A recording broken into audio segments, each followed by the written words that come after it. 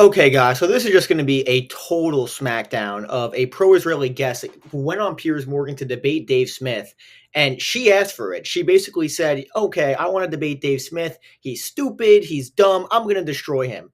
Well, the debate went so poorly when she was debating Piers and Dave that she actually ended up quitting and said, I'm never going to go on Piers Morgan again because of how humiliated she was after the show. So pretty wild stuff. And it was Erica Laban.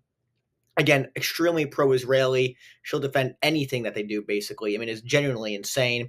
And Piers Morgan, basically just doing some minor pushback, was accused of being a Hamas propagandist by this woman, which is just beyond insane. So we'll just get right into it and get into the first clip, and we'll talk about it after.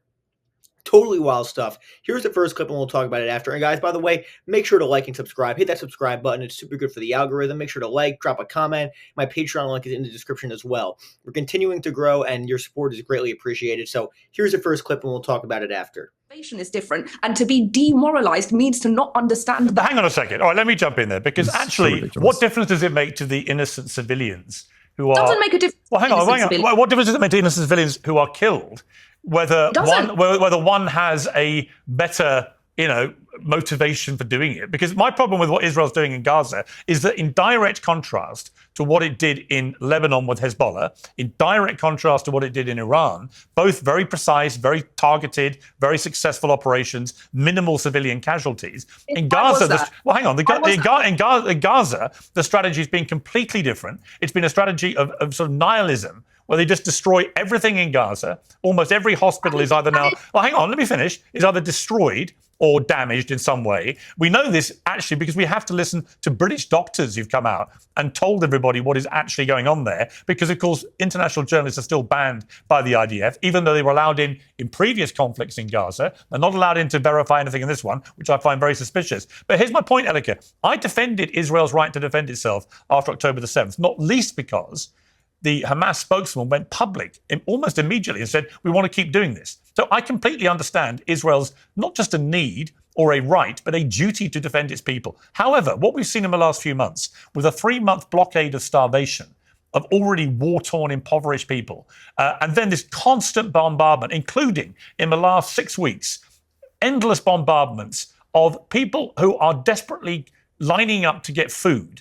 Now, they are dying. It seems very mysteriously. The IDF says we shot in the air as warnings. Sometimes they use other language, which means they may have shot towards people they saw as a threat, or they are now investigating what happened. I read out earlier in a previous debate about this, all the different times this has happened in the last 6 weeks. It's endless. And the idea that the IDF are not killing people in this way, when everybody else involved says they are, is ridiculous. So the point I think Dave is making, quite straightforwardly, is that what the IDF's been doing in the last 3 months, to me, crosses any line of self-defense and could absolutely be categorized as terrorizing the innocent people of Gaza. Now, it doesn't mean they're not in their heads they're going after Hamas. Their motivation is, we want to kill the bad guys. But they have lost all sense of proportion, and they are now behaving in a way that if other people were doing it to them, they would categorize as terrorism. Okay, so let me just answer you in 2 points. First of all, let me ask you this question. If Hamas was entirely separated from the civilian population, let's say it was totally down north and everyone else, up north and everyone else was down south, do you think that we'd see these civilian casualties? But no enemy in modern warfare has ever been entirely separated from civilian populations. It's for the birds. It doesn't happen. My brother and my brother-in-law were both army colonels, right? It's for the birds. This idea you get... Okay, so that's just, insane. It doesn't matter because they're not targeting them. That's basically the argument that she's using. And Piers kind of concedes that point, which I don't necessarily agree with. If you look at some of the footage of the Gaza Strip, the entire city is completely leveled. Almost every single hospital has been targeted, as Piers has said. And again, Piers also says, and Eric, they're just targeting the Hamas. It's all about Hamas. They're targeting Hamas. They're embedding themselves in the civilian population. And by the way, where are they supposed to go exactly? Again, the Gaza Strip is the most densely populated place on the entire planet. And if you listen to some of the people in the government, Smotrich, Ben-Gvir, these are high-level ministers, possibly Netanyahu himself. Again, they've made statements basically like, yeah, we just want to kick all the Palestinians out. If you listen now, they basically want to take over the Gaza Strip. The official government position is, yeah, we want to take over the Gaza Strip. That's what we want to do here. We want to get rid of the Palestinians. So actually, it's not what she's saying at all. They're just targeting Hamas. I mean, if you listen to some of the statements by the government ministers, that's not the case at all. And again, the fact that they're blockading food, and especially during the Iran conflict, there was an insane escalation with many reports coming out of the IDF shooting into these aid groups. I mean, you saw dozens of people killed each day just trying to get food, and there's been no good explanation on this whatsoever. And of course, when Piers Morgan actually brings this up, he's called like a Hamas propagandist. I mean, it's beyond parody at this point with these people. And again, as far as if they were separated or not, like that point where she makes, oh, if they were separated, come on, man, if they were separated, you think this would be happening? Well, they're not separated. They're all live in the same place. So what does that exactly mean? Again, Hamas is the governing entity of the Gaza Strip. So the fact that they're separated, I mean, that's not really a thing. That's not how it works in warfare anymore. There's not going to be a separation between the military and the civilian population. I mean, that's a ridiculous argument. She's talking about some hypothetical. What's actually happening is what she doesn't want to discuss because, again, it's really an indefensible point.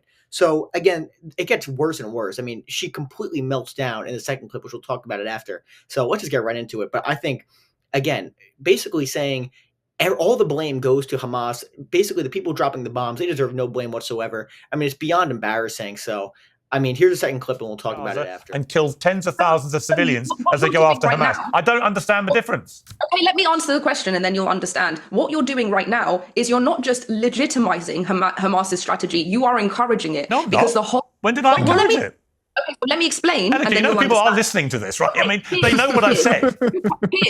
If you let me finish my sentence, and then at the end of it, you can tell me if you agree. Should we agree on that? Sure. Okay.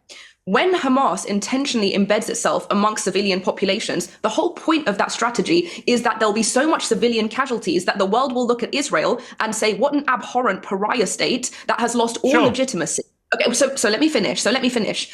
So every time the world does that, every time the world reacts in that way, it reinforces Hamas's behavior because it tells them this works. So in this moment that you're saying this, you are encouraging Hamas to keep doing that. So we shouldn't talk about the 50, 60, 70,000 civilians. No, you should. Or however many we don't actually know how many have been killed. We know we believe 70,000 have been killed, of which perhaps 25 to 30,000 are Hamas. We don't know because no one can ever give me actual figures. You should talk about it, and you should frame it within the context of look how much destruction there is when terrorists embed themselves in civilian populations. Right, Dave, let me get Dave to respond. Let me get Dave to respond. I've been talking too much. Listen, this is just we should talk about it, but only in the framework that it's not the fault of the people who are dropping the bombs on the innocent people or shooting the people who are the ones. Hey, you know what? You just asked. You just said. Excuse me. Okay, so now we're just in complete fantasy land now. Piers Morgan is being accused of being a Hamas propagandist for criticizing Israel for killing tens of thousands of civilians. That's where we're at now. Basically, with, again, no evidence whatsoever, accusing Piers of propagandizing for Hamas, which is just completely insane. Again, accusing Hamas of intentionally embedding themselves in the civilian populations.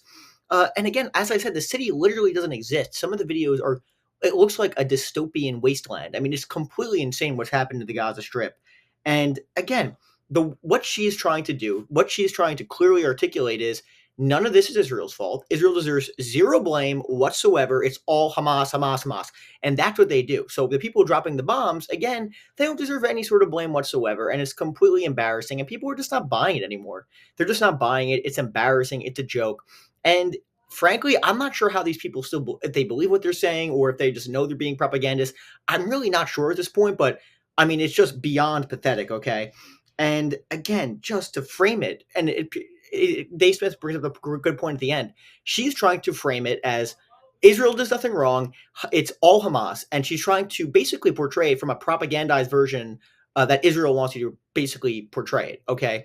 And as I said, people are just not buying it. It's embarrassing, and she got destroyed. And again, like I said, she got destroyed in this debate so badly, she literally quit the debate and melted down on Twitter afterward. That's how bad it went for her. So just beyond insane. I mean, totally embarrassing. Here's the final clip, and we'll talk about it. You're not the one who's going to stop me. This is just ridiculous. It's lady. Okay. I'll call you whatever. Oh, okay. Good one. Oh yeah, you really smacked down my bad ideas. Anyway, Piers, again, all they have. You're too stupid to realize it. You're too stupid to realize how bad your ideas are. There you go. That's the argument you got. Anyway, can I talk now? Sure. Okay. So, Pierce, as always, it's just the same thing on repeat here, right? So the defense is to go, but look, the motivation of Israel is pure. The motivation of everybody else is evil, even though obviously what Israel is doing is objectively torturing women and children to death as they die with their bones crushed under rubble. But still, but also, Pierce, don't let it mess with you that at the highest levels of the Israeli government, they've kind of told you what their motivations are here. I mean, the South African case that they brought to the International Court of Justice was like 90% just direct quotes from Israeli leaders. The prime minister himself referred to them as Amalek when talking to the military. You got the finance minister, the defense minister bragging about how nobody's getting any food for a 3-month period, bragging that not 1 ounce of grain will get into Gaza. I mean, I'm sorry, this is obviously terrorism. It borders on genocide. It's horrifically wrong. And for you to use your example of saying like, oh, this is what I'm saying is that a guy who robs a store and a cop who comes to stop them are committing the same act because they're pointing a gun at each other. Yeah, but of course, in that example, they're right. But in that, no, that's what you said. That's what you said about my point. And it was really dumb. Because in that example, there aren't innocent people being slaughtered. Yeah, kind of is. Okay, and I kind of just wanted to cap it off with that because you see, once she loses the debate and she knows that she's getting destroyed, that she just goes completely ad hominem, calling Dave Smith stupid, dumb, and that's kind of why she melted down on social media afterward because she had no argument. She had no argument. It was ridiculous. People are not buying the propaganda.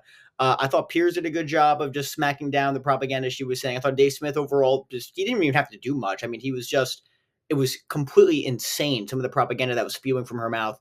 Overall, it's an interesting debate, and she's not going on Piers Morgan again because Piers Morgan platforms anti-Semites. I mean, the entire thing is just flat out insane. So let me know what you guys think about this in the comment section. Thank you guys so much for watching, and hit that subscribe button. It's super good for the algorithm, so hit that subscribe button. Make sure to like, drop a comment. My Patreon link is down below as well. Thank you guys so much for watching, and I'll see you later.